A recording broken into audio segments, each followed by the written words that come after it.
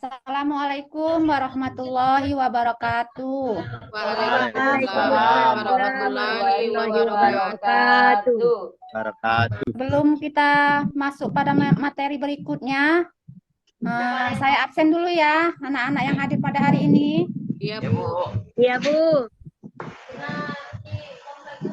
Sudarman,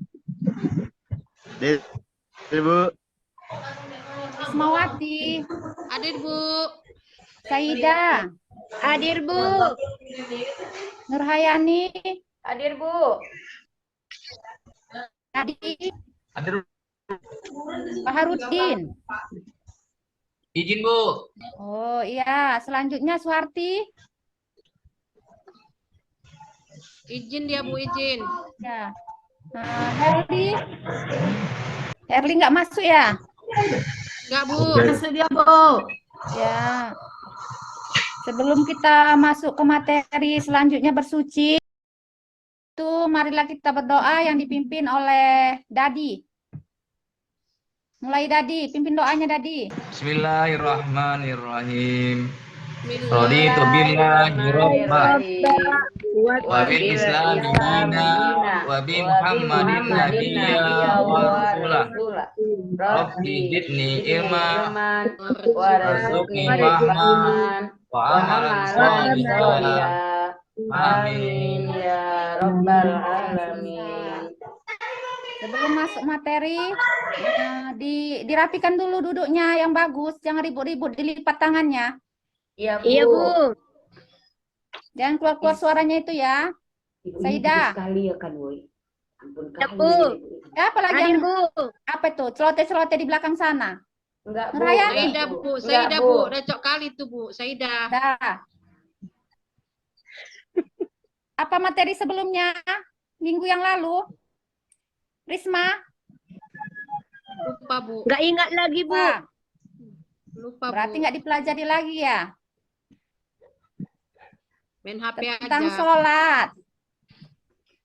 Oh, itu ya, Bu ya. Ya. Ada berapa kali kita sholat dalam satu hari? 5 Dadi. waktu sehari, 5 Bu. kali, Bu. Udah 5 kali, Bu. Materi selanjutnya yaitu bersuci. Apa itu yang disebut dengan bersuci? Toharoh, Bu. Toharoh. Siapa tadi yang menyebutkan toharoh? Saya, Bu. Oh, memang si Nurhayani ini memang ranking 1 terus dia ini. Yang lain mana yang lain? Ya, biar saya jelaskan selanjutnya ya. Bersuci dalam bahasa Arab disebut dengan taharoh. Istilah taharoh dari segi bahasa berarti membersihkan. Membersihkan diri, pakaian, tempat, dan benda-benda lain dari hadas dengan tata cara yang ditentukan oleh syariat Islam. Udah jelas anak-anak? Jelas, Bu.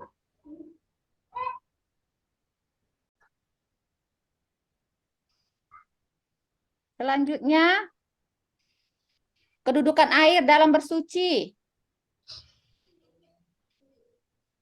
Air sebagai alat bersuci. Alat yang paling utama untuk bersuci adalah Air. air. Namun tidak semua air dapat digunakan sebagai alat bersuci. Iya, Bu. Paham, Bu. Itu dia. Kita lanjut anak-anak. Dilihat dari sifatnya dan pembagiannya, bersuci dapat dibedakan menjadi 2 bagian. Perhatikan. Yang pertama yaitu bersuci lahiriah. Apa itu bersuci lahiriah? Bersuci lahiriah itu adalah meliputi kegiatan bersuci dari najis dan hadas. Contohnya membersihkan badan, tempat tinggal, dan lingkungan dari segala bentuk kotoran atau najis. Dia dibagi menjadi 2 bagian juga. Yang pertama bersuci dari najis. Bersuci dari najis adalah berusaha untuk membersihkan segala bentuk kotoran yang melekat pada badan atau yang ditempati. Cara membersihkannya bagaimana? Dengan cara membersihkan sesuai dengan bentuk dan jenis kotoran yang dihilangkan. seperti dibasuh sampai hilang rasa, bau dan warnanya. Begitulah dia artinya, arti bersuci dari najis. Dan yang kedua, yaitu bersuci dari hadas. Apa itu bersuci dari hadas? Menghilangkan atau membersihkan hadas dengan cara berwudu atau mandi.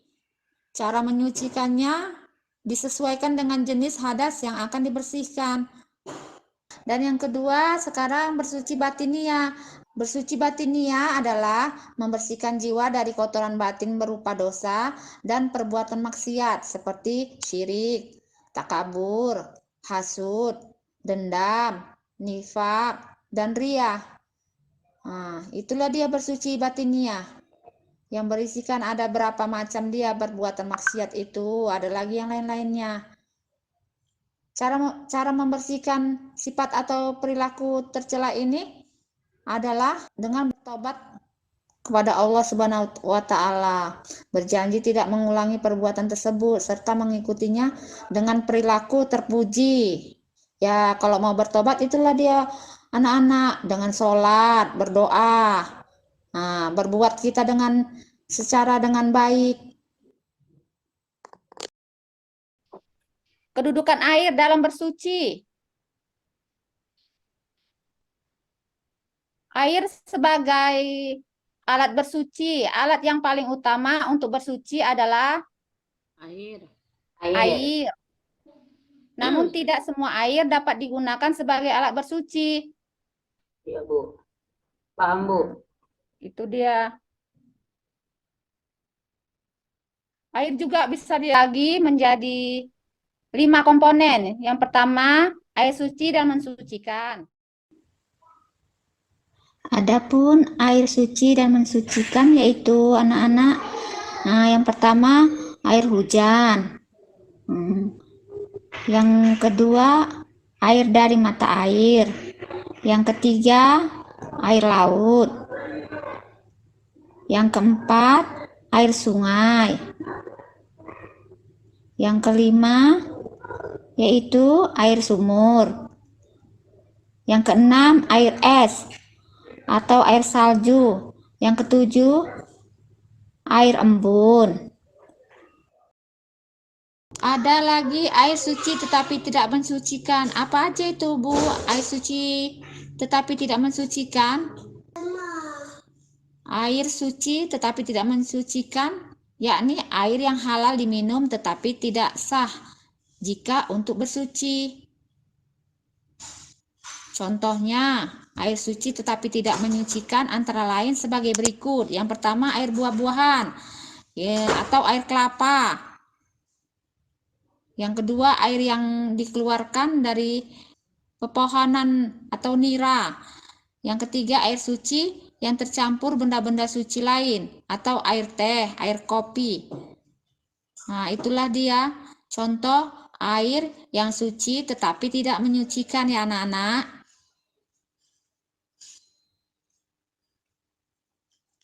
Ada lagi air mutanajis. Apa itu air mutanajis anak-anak? Air mutanajis yaitu air yang terkena najis. Contoh air mutanajis yaitu air yang sudah berubah warna, bau dan rasanya karena terkena najis. Air mustakmal. Apa itu air mustakmal? Dan bekas pakai telah digunakan untuk bersuci walaupun tidak berubah warnanya. Air ini pun tidak boleh digunakan untuk bersuci karena dikhawatirkan sudah terkena kotoran atau najis yang dapat mengganggu kesehatan. Itulah yang disebut dengan air mustakmal. Kalau air musyammas, apalagi itu, Bu? Ini biar Ibu jelaskan. Air musyammas yaitu air yang makruh dipakai bersuci. Yang termasuk jenis air ini adalah air yang dijemur atau terkena panas matahari dan disimpan dalam bejana atau bak penampungan atau wadah yang bisa berkarat selain dari emas dan perak. Itulah dia yang disebut dengan air musyammas. Masuk kita kepada benda-benda bersuci selain air. Apa aja itu benda-benda yang bersuci selain air? Anak-anak, ada yang tahu? Selain air bisa juga kita pergunakan alat bersuci dengan benda padat.